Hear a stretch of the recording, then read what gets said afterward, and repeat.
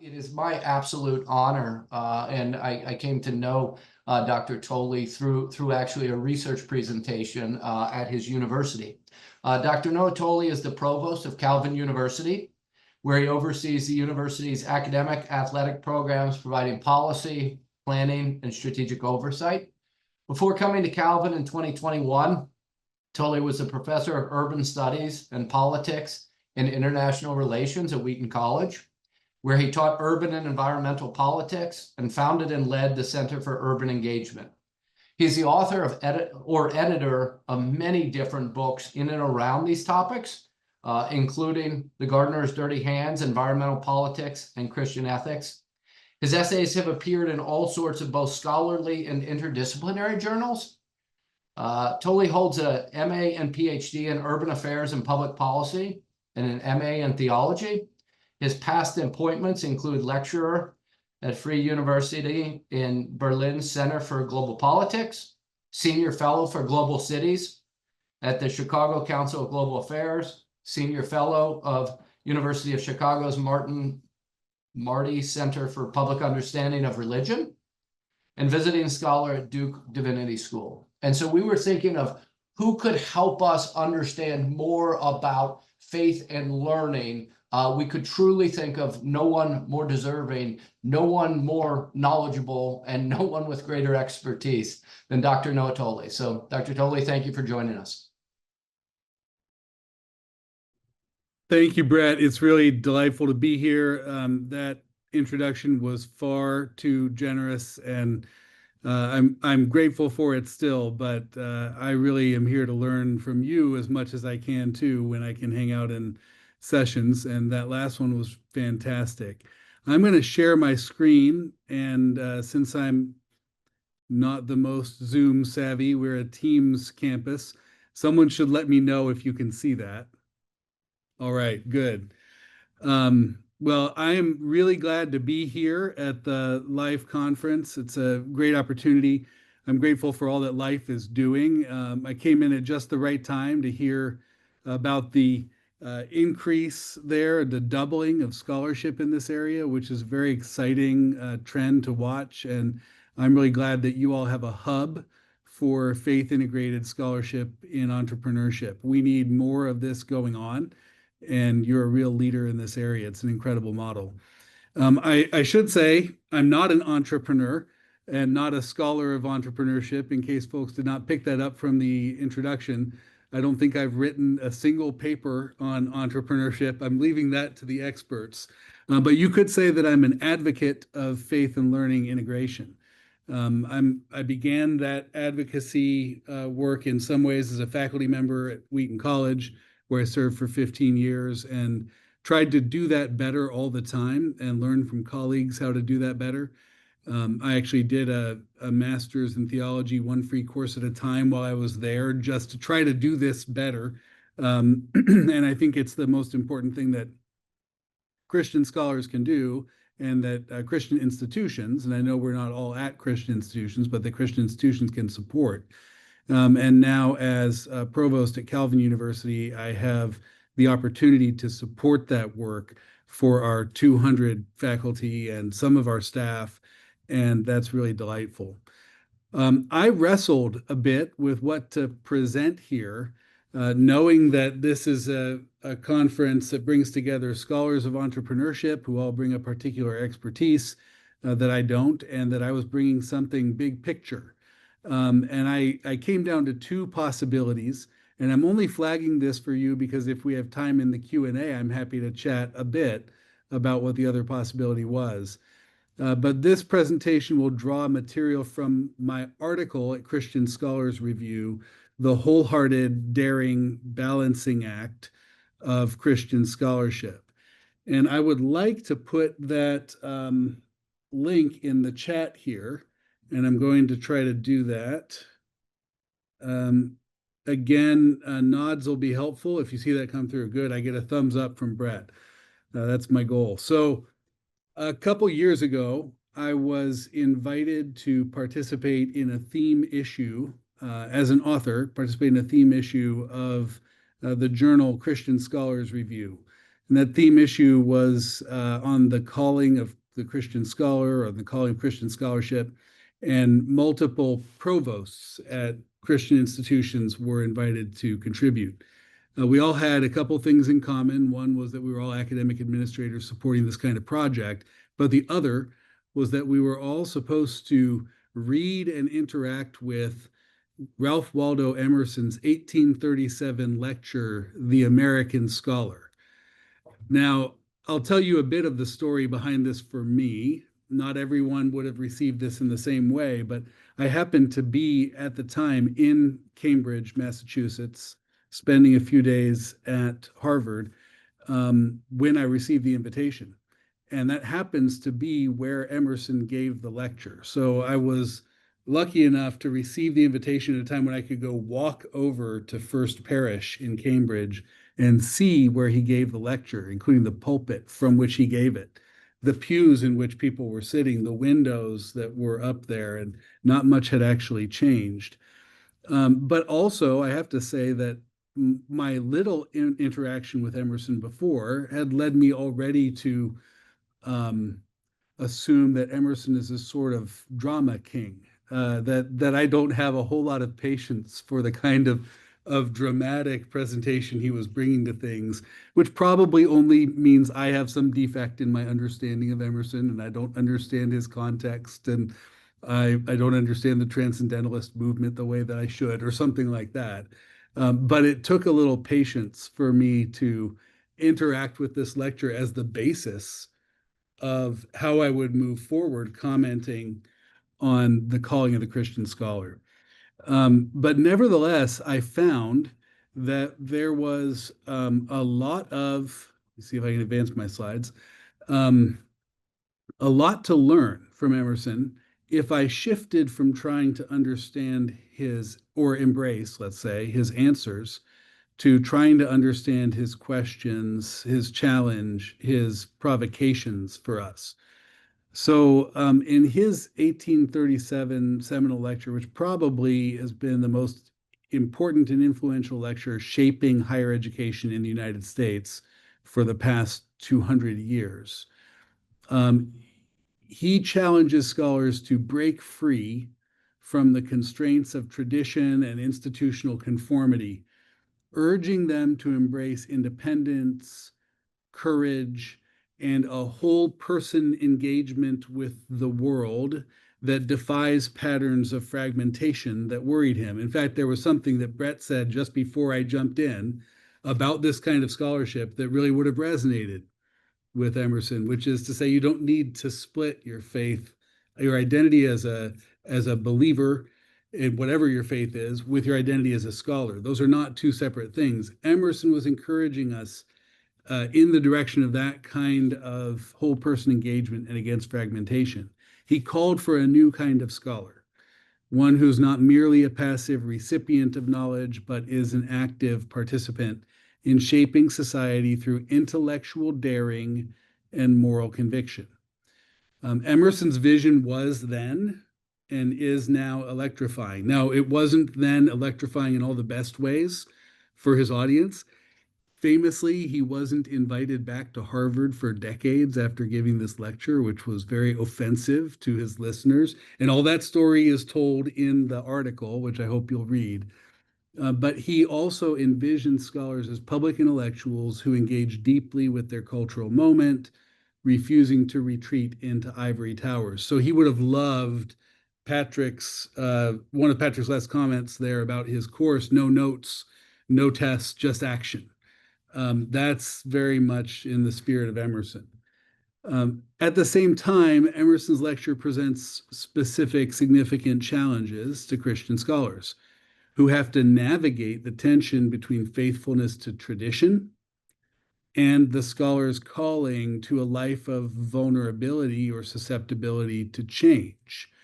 So when we do scholarship, one of the things that we let go of is certainty.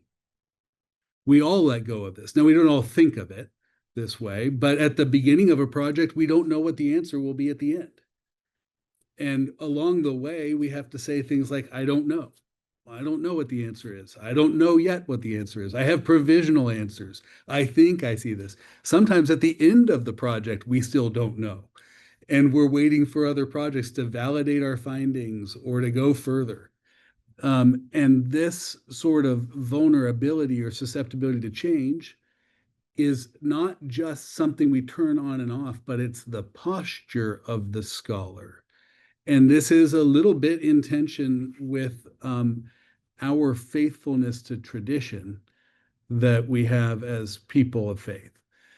So the question arises, how can Christian scholars respond to Emerson's call? I tried to begin by taking Emerson's challenge seriously, recognizing its enduring relevance and framing it as a call to action for faith-integrated scholarship. I think it can set the stage for exploring how Christian academics can embody the virtues that Emerson extols, or wrestle with the challenges, or wrestle with the questions that he had within a framework that honors both faith and intellect.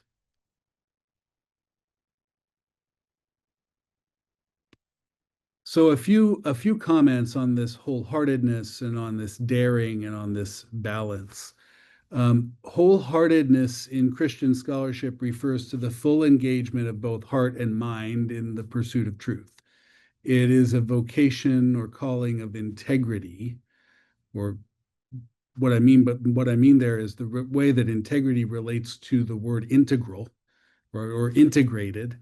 It's a vocation that's integrated where faith and learning are not compartmentalized, but they're in one seamless pursuit of knowledge and understanding.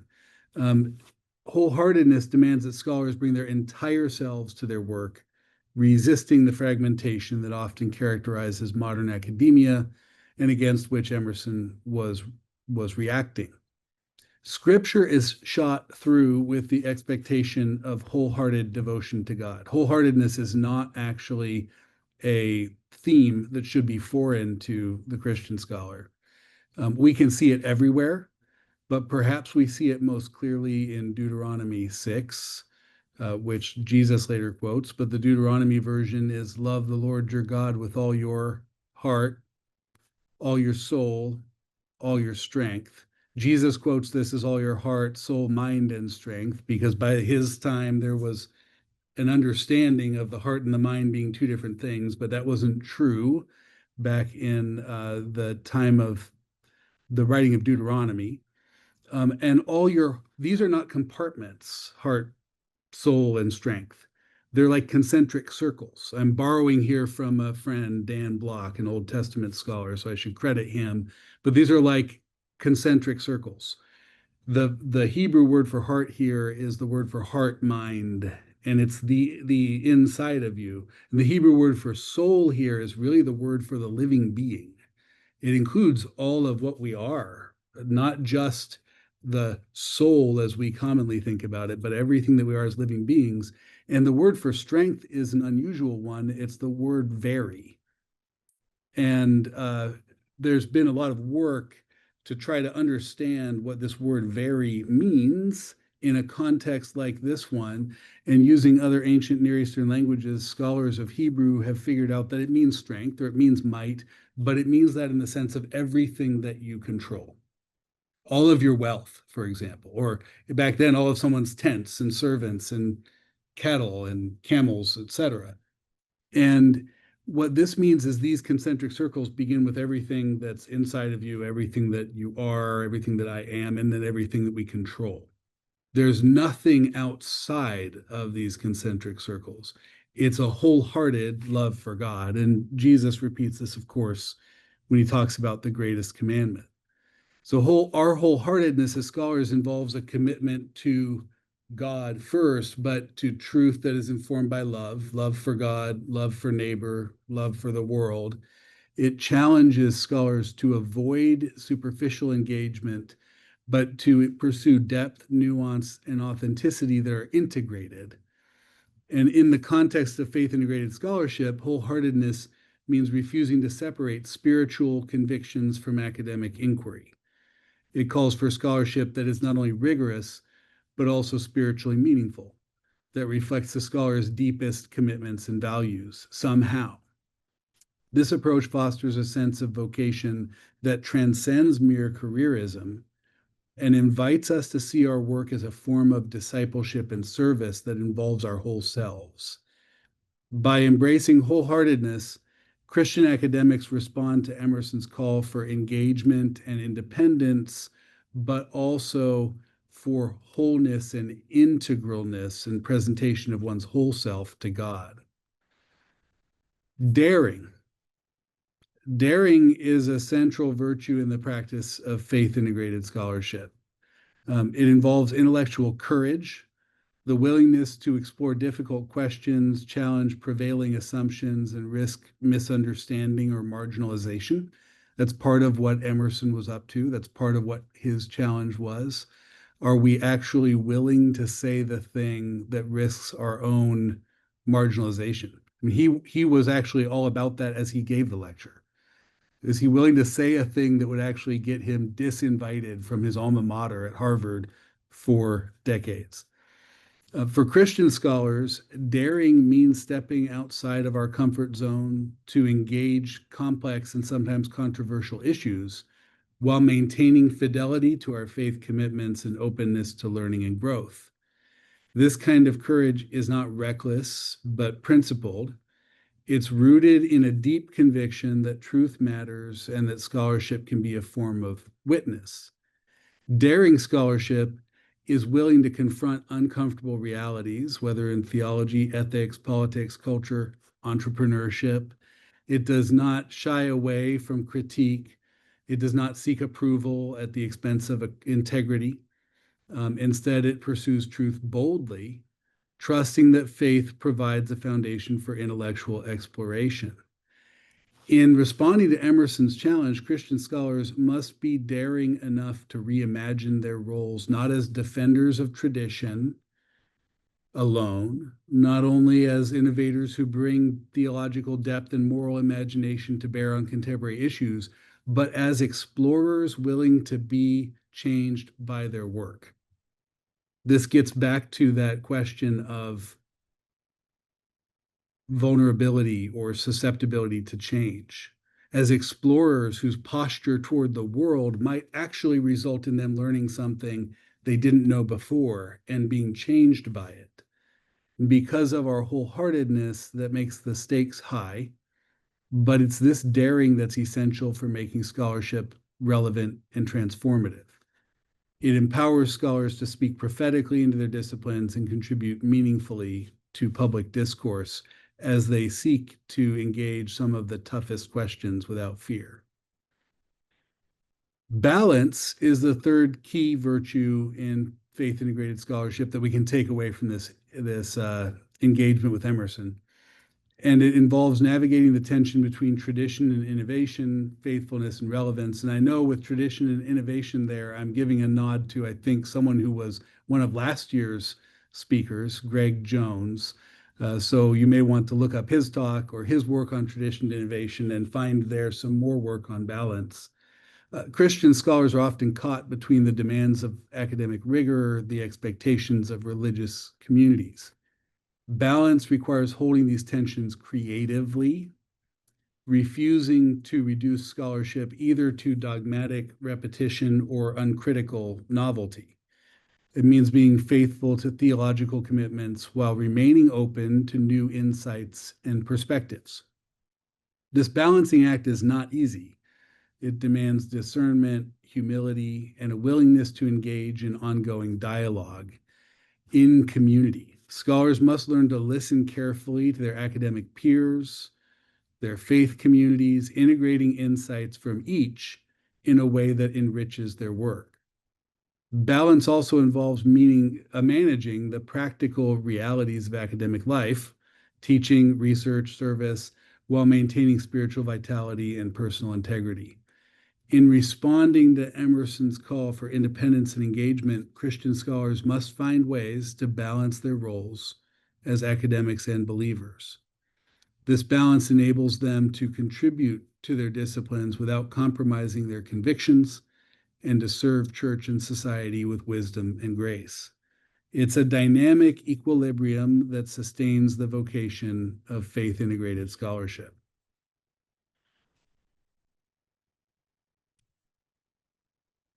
So a little bit of practical upshot here in these closing slides, and probably not as practical as a group on entrepreneurship is used to getting. So I confess to falling short of probably where you would be with practical and where Emerson would want us with practical, but we can go there in the Q&A. But wholehearted, daring, and balanced faith integration offers a compelling promise. It enriches academic engagement by adding theological depth, moral imagination, and public relevance. This integration is not merely additive, it transforms the way we approach our work. It infuses that work with purpose and meaning. Theological depth allows scholars to ground their inquiries in a robust understanding of God, creation, human flourishing, and to bring perspectives from their faith and from ancient traditions to bear upon contemporary questions. Moral imagination enables them to envision alternatives to prevailing paradigms, offering insights that challenge injustice and promote the common good. And public relevance ensures that scholarship speaks to real-world issues, engaging audiences beyond the academy. And this is, again, part of the reason I'm so excited about what L.I.F.E is doing. I loved Brett's transition point where he pointed out all the different folks who are players in this space and the ways that they relate to the scholarship question too. And these are practitioners who are working at the intersection of faith and entrepreneurship, and understand its importance. And so when we do scholarship on something that's a growing area of concern, interest, investment across the world, we're actually investing in helping people to understand the importance of scholarly engagement. And I think that's particularly powerful at a time when higher education faces questions about its value and purpose. Faith integrated scholarship, and especially on a topic like entrepreneurship, responds by demonstrating that academic work can be intellectually rigorous, spiritually significant, and practically important. I've actually had a lot of people recently share that they believe part of the reason that academia is undergoing a bit of a credibility challenge right now is because we haven't proven to people that what we do is important. Not interesting, but important. And I think that your work has the potential to do that, especially if it's faith integrated. By embracing this promise, Christian scholars fulfill Emerson's vision of engaged, courageous, and wholehearted intellectual life in a way that is winsome and helps to build credibility, but is deeply rooted in faith and profoundly responsive to the needs of the world. One of the things I want to point out here is that the principles of faith integrated scholarship can be powerfully extended, obviously, to fields of business and entrepreneurship. These disciplines are often driven by market logic and efficiency, but they also raise profound questions about vocation, ethics, social impact. Christian scholars in business have to ask questions like, what does it mean to innovate or pursue profit in a way that honors God? What virtues should shape economic decision-making and at what scales? How can entrepreneurship be harnessed for shalom? Faith provides a distinct perspective through which these questions can be explored, offering insights that challenge conventional wisdom and promote holistic flourishing. In business research, integration means not only examining financial outcomes, but also moral and spiritual dimensions. It involves studying organizations as communities of meaning, where values and relationships matter. Entrepreneurship offers opportunities for innovation and transformation. And faith-integrated scholarship can inform innovation. There's a feedback loop here that isn't just we study it, but we study it and inform it and drive it toward justice, sustainability, and human dignity. By applying the virtues of wholeheartedness, daring, and balance, scholars can contribute to a vision of business that is ethically grounded and socially responsible. This extension of integration demonstrates versatility and relevance, showing that faith-informed inquiry can enrich even the most pragmatic disciplines. To foster meaningful dialogue and reflection, Christian scholars in business and entrepreneurship need to consider many different questions. But I'm actually interested, among other things, in how the paradoxes of the Christian faith show up in our research, scholarship, and teaching as we integrate faith and learning. The Christian faith is an essentially paradoxical thing. We could do a whole presentation on this. I would listen to some other expert give a whole presentation on this, someone who knows a lot more about it than I do. But we do pick up our cross and follow Jesus, whose yoke is easy and burden is light. We have hope in the cross.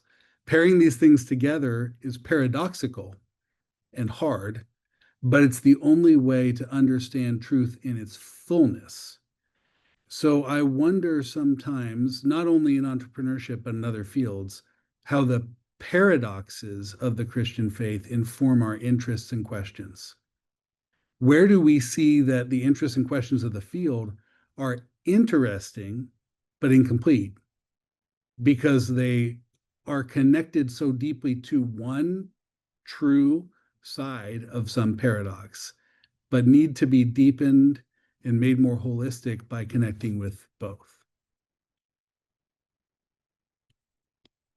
So finally, in a call to action, I would say embrace the vocation of faith integrated scholarship with wholeheartedness, daring, and balance.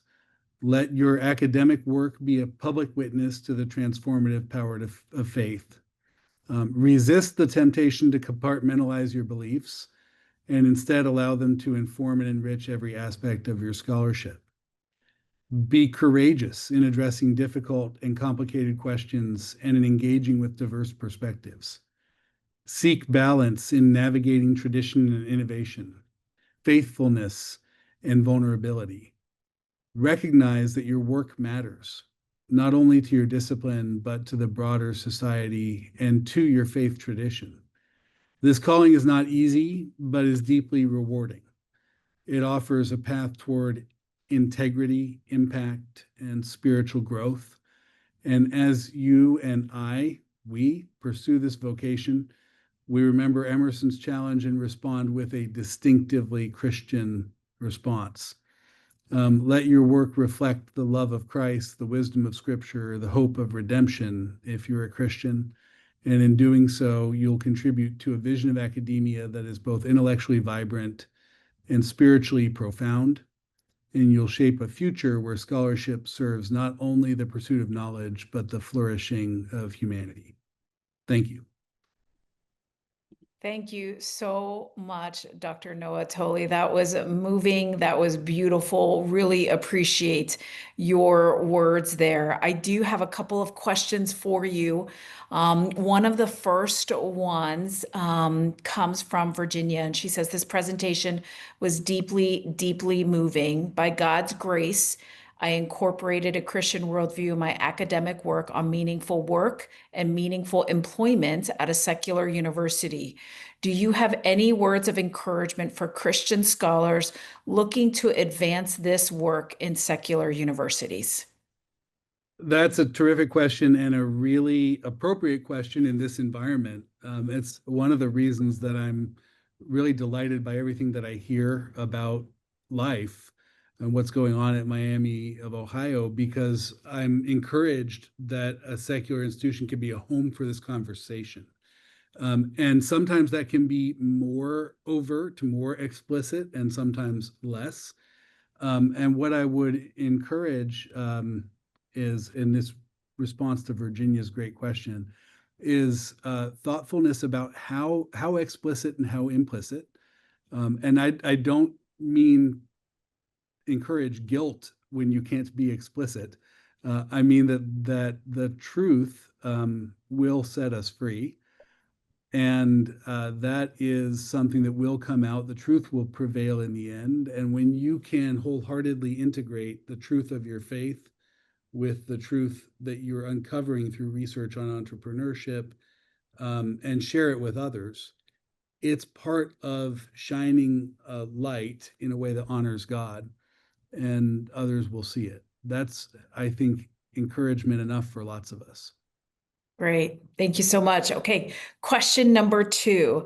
Theological depth, moral imagination, public relevance, and transformative scholarship are all well and good, but what are some specific examples of you, Noah, how you have performed this balance? Very good question. Well, I'll give you one. I think in order to be as deeply honest and transparent about the answer to this question as I can be, I have to give you one that involves vulnerability or susceptibility to change, because that's so important to that wholeheartedness and daring, and even to the balance, right? We have to be willing to believe one thing and then expand or even sometimes change that belief because of what we find in our scholarship. So Brett mentioned my book, The Gardener's Dirty Hands, Environmental Politics and Christian Ethics, which was a 2019 volume. And in writing that book, even before I wrote it, I should say I wrote it because I changed my mind on some things. So in studying up on the things that informed that book, I changed my perspective on sustainability, environmental justice, which doesn't mean I changed them to think that those things were not important, but I definitely changed my theological viewpoint on them and grounded it in something that I ended up thinking was deeper, more important, more thoroughgoingly informed by Scripture and by the history of the church and how it had thought about things.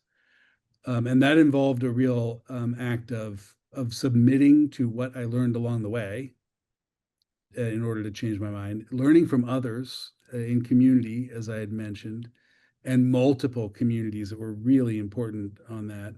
And also eventually saying some things that are not the most popular things to say in the groups where I used to share more perspective in common. Great. Wonderful.